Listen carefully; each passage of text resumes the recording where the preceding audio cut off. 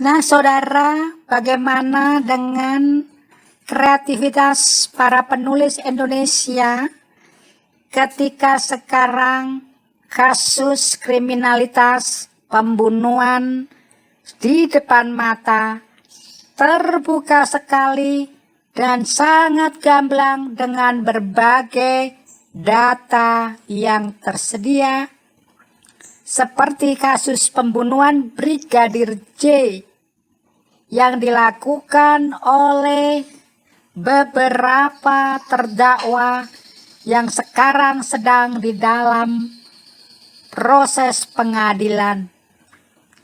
Bagaimana kreativitas pengarang Indonesia yang dulu dikenal beberapa sering menulis tentang cerita-cerita misteri pembunuhan.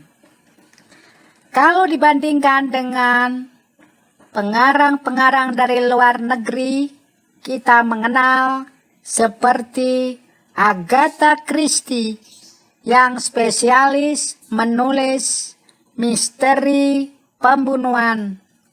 Selain itu juga dikenal pengarang-pengarang yang menulis kisah misteri kriminalitas seperti Sir Arthur Conan Doyle yang menulis tentang kisah Sherlock Holmes ditemani oleh temannya Dr. Watson. Dan masih banyak lagi penulis-penulis terkenal dari luar negeri yang akhirnya karya mereka datang di Indonesia dan begitu digandrungi oleh para penulis Indonesia. Dan kita mengenal para penulis Indonesia pun berbondong-bondong menulis tentang kisah-kisah misteri pembunuhan. Bagaimana analisis trending topik? Analisis santai trending topik oleh Yonatan Raharjo menganalisa tentang berlimpahnya sumber bahan penulisan kisah misteri pembunuhan dari kasus pembunuhan Brigadir J oleh Sambo dan kawan-kawan.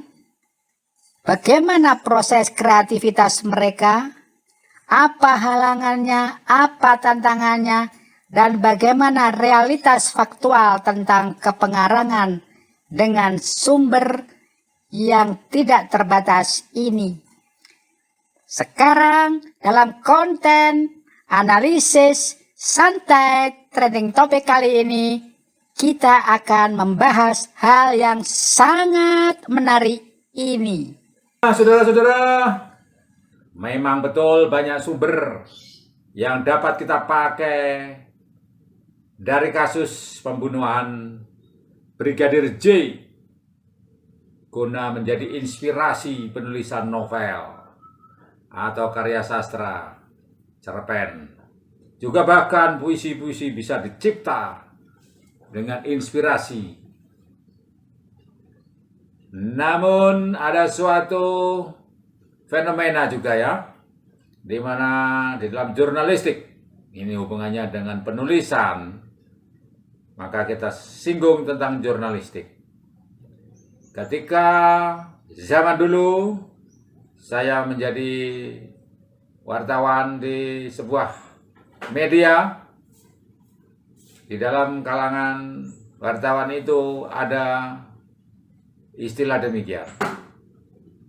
Oleh karena terlalu banyak bahan untuk ditulis, maka kita menjadi kesulitan untuk menuangkannya dalam bentuk tulisan. Sehingga alangkah baiknya bila bahan-bahan yang sudah ada itu tidaklah terlalu banyak. Oleh karena kalau terlalu banyak menjadi membingungkan kita mulai mengangkat dan menuliskan bagian mana. Nah, saudara, itulah yang terjadi di dalam penulisan berita-berita yang mempunyai banyak bahan penulisan. Memang hal itu membutuhkan keterampilan dan juga keahlian.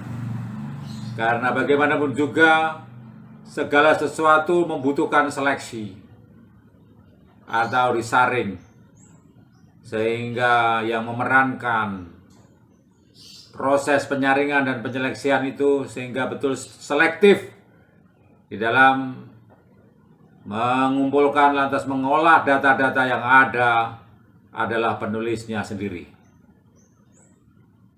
Demikianlah yang berlaku dalam penulisan karya sastra, novel, dan dalam hal ini kita kaitkan dengan kasus pembunuhan Brigadir J dengan terdakwa Ferdy Sambo dan kawan-kawan.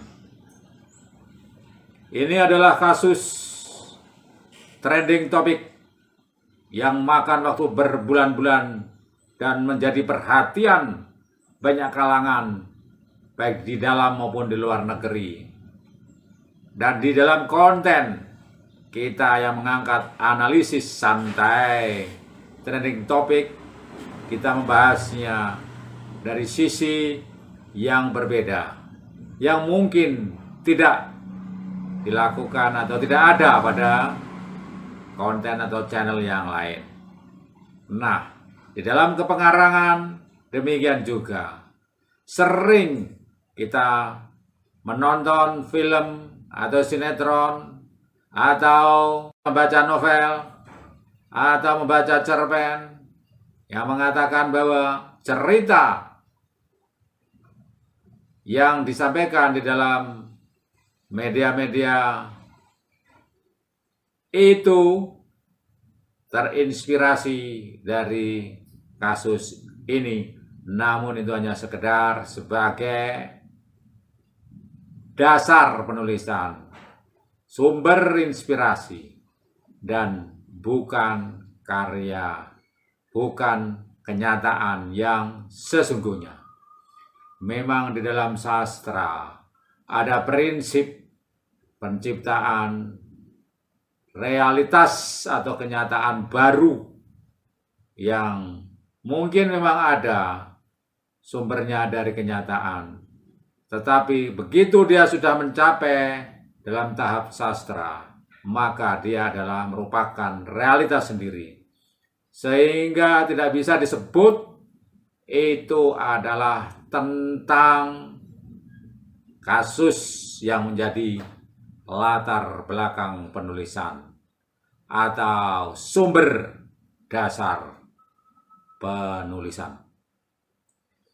Ini membuat kita mempunyai suatu kemerdekaan di dalam berkarya, di mana karya kalau sudah beridentitas sebagai suatu karya sastra, dia mempunyai kebebasan pemanaan, tafsir, pendekatan, penuangan, isi karya dengan berbagai macam tafsir dan pendekatan serta teknik yang berbeda-beda yang begitu luas jangkauannya. Ketika karya itu sudah menjadi sebuah novel atau karya sastra, maka sesungguhnya dari yang bersifat faktual atau bersifat kenyataan dengan fakta sudah menjadi fiksi. Jadi segala sesuatu yang sudah menjadi sastra itu adalah fiksi. Namun orang sering tidak bisa membedakan antara fakta dan fiksi. Apalagi filsafat berkembang bahwa sesungguhnya apapun dapat dinilai bahwa meskipun kelihatannya itu terbebaskan dari sumber aslinya, tetap tidak dapat dipungkiri bahwa secara maknawi dan secara puitis itu sudah merupakan kenyataan yang sesuai dengan sumber ceritanya. Dengan demikian, kasus pembunuhan Brigadir J ini memang dapat diolah sedemikian rupa dari berbagai cara, dan sang pengarang dapat membebaskan diri. Apakah itu merupakan cerita baru yang sama sekali baru?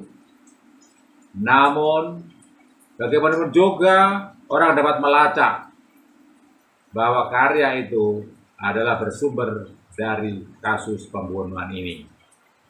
Disinilah terjadi kontradiksi pendapat bahwa karya fiksi adalah karya fiksi yang mempunyai realitas sendiri dibanding dengan realitas kenyataan faktual dari kasus pembunuhan Brigadir J. Nanti kalau muncul satu karya yang betul-betul mirip dengan karya nyata dari peristiwa yang ada itu, meskipun diubah namanya, diubah latar belakangnya, diubah alurnya, tetap dapat dilacak itu adalah sesungguhnya berasal dari karya alam, yaitu pembunuhan Brigadir J yang merupakan peristiwa oleh karena tindakan manusia.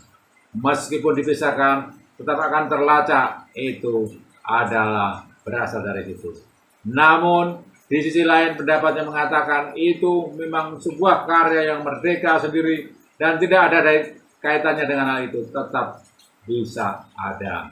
Nah, saudara-saudara, dengan demikian menghadapi suatu pertentangan pendapat yang berasal dari filsafat bahwa sesuatu adalah sesuatu itu sendiri, dan dibandingkan dengan filsafat lain yang mengatakan bahwa sesungguhnya sesuatu tidak bisa lepas dari pengaruhnya dari sesuatu yang lain. Bahwa dua hal ini berbeda cara pandang dan cara pikir. Lantas bagaimana kita menyikapi? Oleh karena sekarang kebebasan berpendapat sudah dibatasi dengan undang-undang, yaitu undang-undang pencemaran nama baik dan lain sebagainya. Dan hal itu dibuktikan atau perlu pembuktian untuk suatu tindakan hukum yang mana yang mencapai target pencemaran nama baik sesuai dengan aturan yang dibuat. Atau bagaimana kita menyikapi kondisi yang betul-betul sekarang sungguh secara sejarah berbeda dari masa zaman dahulu ketika semua dibatasi sama sekali, atau bahkan ketika semua mendapatkan kebebasan sama sekali. Apalagi dibandingkan dengan negara-negara lain yang mempunyai aturan sendiri-sendiri di dalam menyikapi tentang kebebasan berpendapat hal ini. Dari beberapa pengarang luar negeri yang disebutkan oleh presenter kita tadi, yaitu Sir Arthur Conan Doyle dan Sherlock Holmes-nya, serta Agatha Christie dengan novel-novel kasus pembunuhannya, Hercule Poirot, yang sangat terkenal juga dalam meneliti kasus-kasus pembunuhan. Nah, di situ masih memakai metode yang lama, di mana suatu karya mereka adalah berdasar dari suatu peristiwa, namun ketika itu sudah dinyatakan dalam bentuk tulisan sebagai karya novel, karya sastra, dan lain sebagainya yang bersifat kreatif, maka termasuk di dalamnya difilmkan dengan based on true story, namun ketika itu menjadi sebuah karya sastra, menjadi karya seni, itu betul mempunyai realitas sendiri. Ketika kita masuk di dalam wilayah filsafat kontemporer, maka prinsip semacam itu didekonstruksi bahwa sesungguhnya bukan sekedar kenyataan baru itu berbeda dari kenyataan faktual seharian dalam persidangan, dalam penyelidikan, dalam penyidikan oleh penegak hukum terhadap kasus pembunuhan. Tetapi hal itu akan ada kaitannya dan tetap ada kaitannya. Meskipun itu karya sastra yang merupakan suatu realitas yang baru, tetap dapat dilacak bahwa itu adalah tentang kasus yang nyata ada. Misalnya kasus pembunuhan Brigadir J itu. Nah, hal ini oleh karena prinsip di dalam filsafat yang kontemporer ini tidak ada sesuatu yang berdiri sendiri tanpa pengaruh dari yang lain.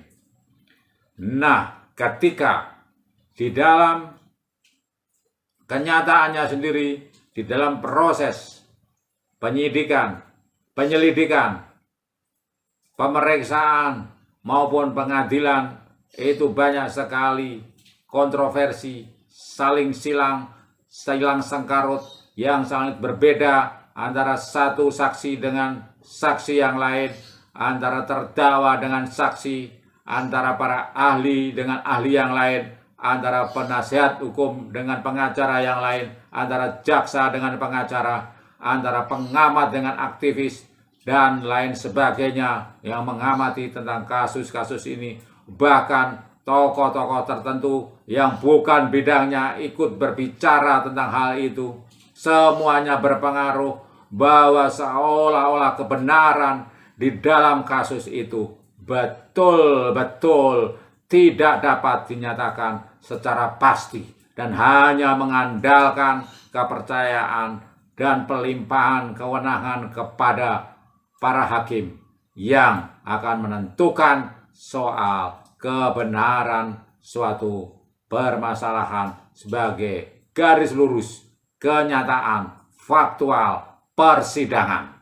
Kalau di dalam kenyataan nyata sehari-hari dalam kasus ini, mulai dari awal sampai persidangan, begitu banyak perbedaan antara pihak-pihak yang berhadapan, apalagi kita masuk dalam wilayah sastra yang kepenulisannya merupakan sebuah dunia kreatif. Tentu akan lebih banyak lagi kesempatan atau peluang untuk mengekspresikan dan memberi makna terhadap semua peristiwa itu. Maka nanti kalau muncul karya sastra yang menuliskan tentang hal ini, sudah tentu hal ini bukanlah merupakan cermin atau refleksi yang menunjukkan bahwa kasus pembunuhan Brigadir J itu adalah seperti yang tertuliskan di dalam karya sastra yang akan lahir itu. Entah siapa pengarangnya. Namun dari situlah ada ruang untuk memberi makna, pemaknaan terhadap setiap peristiwa, setiap gagasan, setiap pengalaman, setiap konflik, setiap masalah yang ada di situ. Di situ sangat luas kemungkinan yang bisa terjadi, dan memang disitulah wilayah dari sastra. Bukan untuk justifikasi atau pembenaran atau pengambilan kebenaran yang ada di dalam kasus yang nyata, faktual dalam peristiwa, apalagi secara hukum. Tetapi di sini adalah wilayah eksplorasi kreatif, di mana pemaknaan-pemaknaan baru dapat diberikan, dapat memberi sumbangan kepada kemanusiaan secara luas, baik itu tentang pemikiran, tentang kemanusiaan, tentang kebudayaan, tentang hubungan antara satu hal dengan hal yang lain. Begitu pemaknaan dalam karya sastra itu akan memperluas wacana kita, akan memperluas wawasan kita, akan memperdalam pengertian kita, akan memperkaya perasaan kita, akan menambahkan pemikiran-pemikiran kita, dan itu akan terus dapat dikembangkan secara spektrum yang tidak terbatas, bahkan secara multidimensi. Nah, disitulah kita mendapatkan manfaat yang terbesar dari sebuah karya sastra. Dia memang betul-betul berbeda dari kenyataan yang ada secara hukum di masyarakat. Dan meskipun itu dapat dilacak bahwa sesungguhnya memang itu adalah tentang kasus pembunuhan Brigadir J, tetapi tetap ada batasannya, di mana di sisi pengadilan itu adalah sisi hukum, di sisi karya sastra itu adalah karya kreatif yang memberi pemaknaan, bukan mengambil keputusan kebenaran. Karena keputusan kebenaran hanya ada pada Tuhan. Di dalam hal ini diwakilkan kepada Dewan Hakim yang mewakili juga kebenaran di masyarakat. Dan di situ pertanggungjawabannya jelas secara hukum. Sedangkan di karya sastra mempunyai ranah wilayah sendiri. Oleh sebab itu, demikian pula juga kita memaknai karya-karya para pengarang kasus pembunuhan seperti Sir Arthur Conan Doyle serta Agatha Christie. Dan kita masih menunggu pengarang Indonesia siapakah yang akan menuliskan tentang kasus pembunuhan Brigadir J ini dengan berbagai versi yang berbeda. Dan tentu setiap versi mempunyai pemaknaan sendiri dan itu akan memperkaya kita. Kita tunggu, dan konten kita kali ini sudah memberi bekal bagi kita untuk menyambut kedatangan karya-karya